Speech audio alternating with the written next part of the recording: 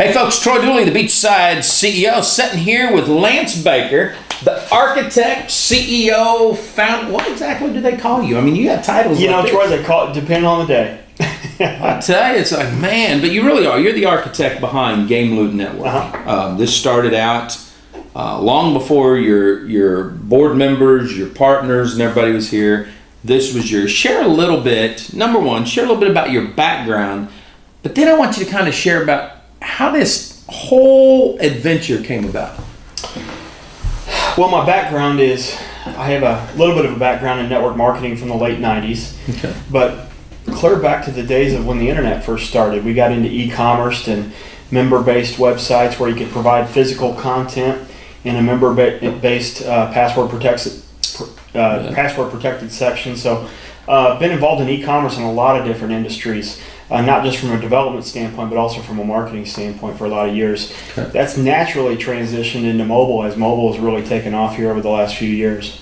Yeah, because we started out with just dial-up, and now it's like broadband. Absolutely. We've gone from, well, in the early days, it wasn't even a browser. It was more like bulletin boards and stuff that we would tap into to kind of visit with folks. And then I remember the ASPs like AOL and Earthlink and some of those came out. And now we've morphed into, we got doggone phones that are smarter than Apollo 13, you know. And it amazes me that you would decide that you wanted to do something with it from a network marketing or direct selling standpoint. So we're going to get into that because you've done some really creative things with the comp plan. But talk a little bit about how you decided to put a team together from the technology standpoint, because this isn't a team you just one day came up with. You guys have worked together, but how do you build that trust? How do you know that you've got a team that can build something out that will last for reps? Because reps freak out on this. Well, we've had a team of what I call technologists in mobile, in web development, servers. I mean, you name it. There's a special team that we've been able to assemble over the years, built a lot of enterprise level applications both on the web, but most recently over the past several years in mobile apps, mobile games, lots of different things in mobile, as mobile's really taken the forefront of technology. So that trust, I guess, is built over time just through relationships. Now, have you guys together built and worked with other companies, done other stuff for them? Oh yeah, we built numerous apps, numerous websites, sometimes websites and mobile apps that sync and work together. So our team that we work with and have worked with for a lot of years, we've built a lot of different things. I mean, there's a lot of visions and ideas out there, and they say, hey, throw this on the drawing board, see if you can build it for us. And so got a lot of experience in a lot of different applications. So at GameLoot today, the games that you guys have in your, what would we call it? Library. The library, okay. Yeah. In the library. Those are proprietary? Those are your guys'? Yeah, absolutely. We've, between the designers, the developers, and then installing them on a platform, and we can get into the specifics of the benefits of this platform, but this is a platform that you can actually deploy mobile games and mobile apps on. So there are two different things. You got the platform and you got individual games? Absolutely. Yeah. Oh, I didn't realize that. Okay. Yeah, because I don't know how deep you want to go into the platform itself and some of the boring stuff, but some people might like that, like me. Some of the unique advantages that a common platform provides is we can actually have what I refer to, and I want to be careful what word I use here, a common currency. Not in the legal sense. Not in monetary standpoint. No, but a currency that can be used in any of the games. Typically, you download a mobile game, you go buy the diamonds or gems or tokens in that mobile game, and you cannot use those in any other mobile game. By having a single platform, you can download any mobile game you can download on that platform, and you can use the same tokens in any of the games. So that's one huge unique advantage on our platform. So let me make sure I get this right. I'm playing, let's say I'm playing Ninja Runner. I saw that sign out there, and I'm done. I'm pissed off. I keep losing. I'm never going to play that again. Then I could take this, if I've bought tokens and I've tried to keep playing, but I'm just tired, then I can use the same thing and do the trivia loot. And I don't have to go buy new And these are wasted, or they sit there until I get Exactly. on. Okay, I like that. So you log into one game, your token balance is in that game. You get tired of that game, you go download a different game, log in, your token balance carries over. That's the huge advantage we have by using a common platform for all of our games. And that's not commonplace? Not at all. No. Very few. Matter of fact, I couldn't even name one where you can actually, even King Entertainment, they have several versions of Candy Crush. Okay, I know that game. Okay. You buy their currency or their tokens or gems or diamonds, whatever's in one of their Candy Crush games. Candy Crush Soda, you buy that, the gems or the diamonds. You go download Candy Crush Jelly.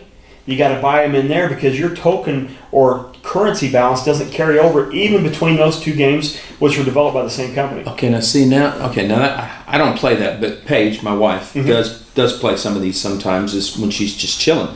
That explains that because I didn't understand that. She'd buy and then she'd buy and then she'd buy, and I didn't understand. You just saw it on that. your credit card. Yeah, it's like, what the heck? Why can't you just use whatever's left? So that makes total sense to me. Now, what about if you're building out this library? What's your guys' end game there? You're just going to build all these games, or you're going to partner with other people? How does this work? I'm glad you asked that. Initially, we want to have 20 games deployed on our platform by the end of this year. Now, what type of games, if I can ask? Oh, these games are what I would refer to as casual games. Okay. The mobile gaming space is driven by casual games. These aren't PC games that the hardcore gamers sit in their mom's basement and play.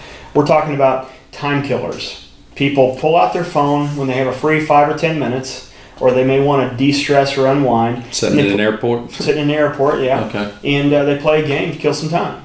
And those are casual-based games. Those are the games that are driving the industry and that half the world's population. Now, are these, I mean, like trivia? I guess that's a big type of game. This Candy Crush deal, which I don't have a clue what it is because I've never played it, but these are just, they're not really strategy games? A little bit, but they don't have a huge learning curve. They're very easy to learn. Okay, now I got it. Okay. And very easy. So like puzzle game. I've seen a couple of these little things, put the pictures together and stuff like that. Absolutely. So you start with those.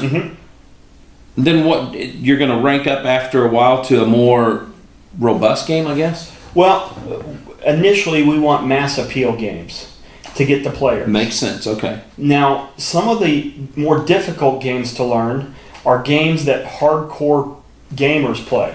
Okay. Even on a mobile device. A good example of that's Clash of Clans. I've heard of that. Clash of Clans has a very small niche, small number of people.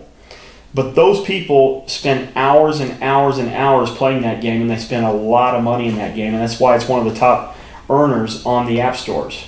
Okay. But it serves a very small niche. So initially, we want games that get to masses, and then we can start building out and deploying those niche-based games that are focused on a certain niche. Okay. Now, do you think you guys will build all these yourselves? Or will you eventually partner up with some other gaming companies that create their own games? I'm glad you asked that because it really talks about the larger picture of the industry. Right now, the beginning of the mobile gaming movement, and I call it a movement, it's more of a revolution. And you wrote a book on this, right?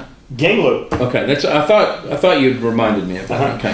What's happened in the industry is when mobile gaming first came out, it's kind of like when websites came out. Not too many people had websites. No, that's true. So they could easily be found on a search engine. Nowadays, unless you do some serious search engine optimization, your website is not going to be found. That's true. The mobile games and mobile apps are no different. There's millions and millions of mobile games and apps in Google Play, the Amazon Store, and the App Store. You cannot be found unless you're very sophisticated with your marketing. Okay, so just like on the internet, let's say, there's certain optimization that app developers have to do too. Correct. To get found in the app stores. In Troy, that's why they go to such great lengths to when they do get a download, they try to get you to share it on your Facebook to get all of your contacts. And that talks to a much bigger picture, which we're much more passionate about. I didn't understand that. You're right. I didn't get that. And it's to somewhat degree I've been frustrated because, like I said, I don't do the games. But if I need an app for my phone or anything else, and I type in productivity.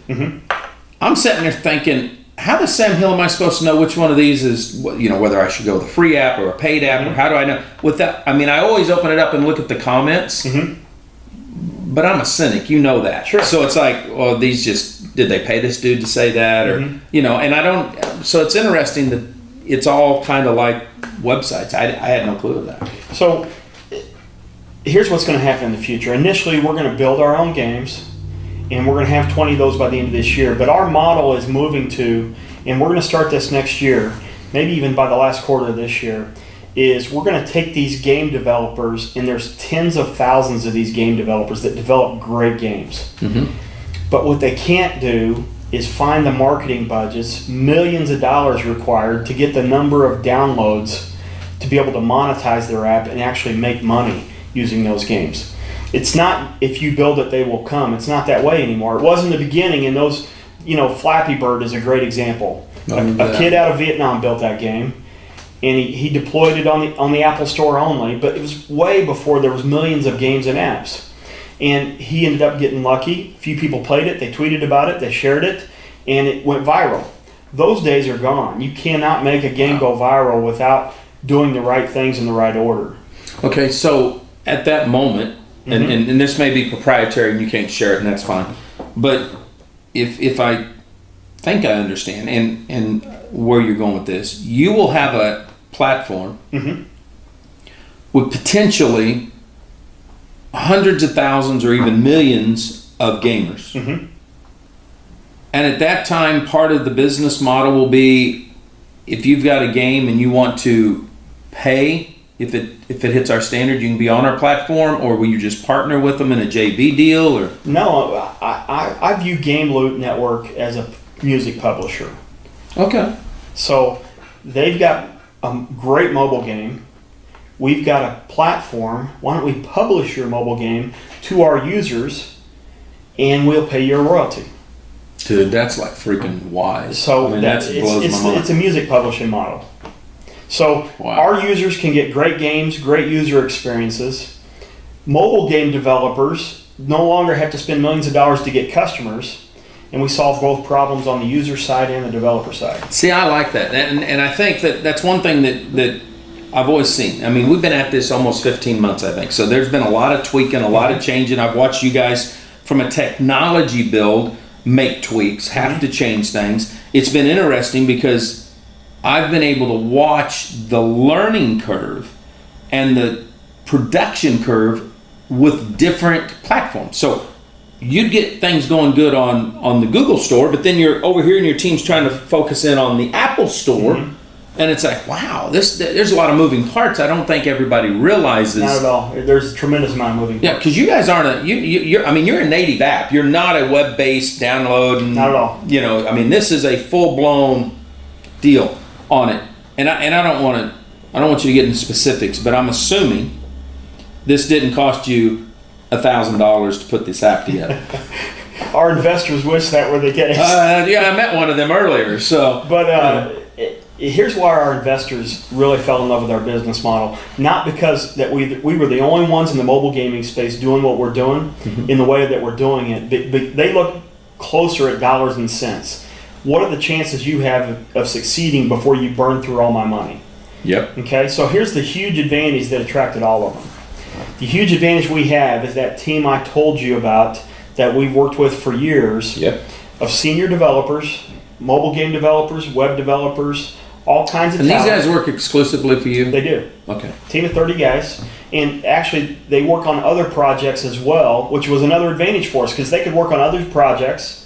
The profit from those projects could fund the initial development of this project without having to get initial investors. So that's a win-win. So we could actually go develop a proof of concept before we actually had to go get investors. Okay, that makes sense. Okay, so I'll give you an example. Here in the United States, you can get a senior developer for, depending on what part of the country, $10,000 to $15,000 a month. Okay. Where we have our team located, we have our own offices, our own furniture, our own computers.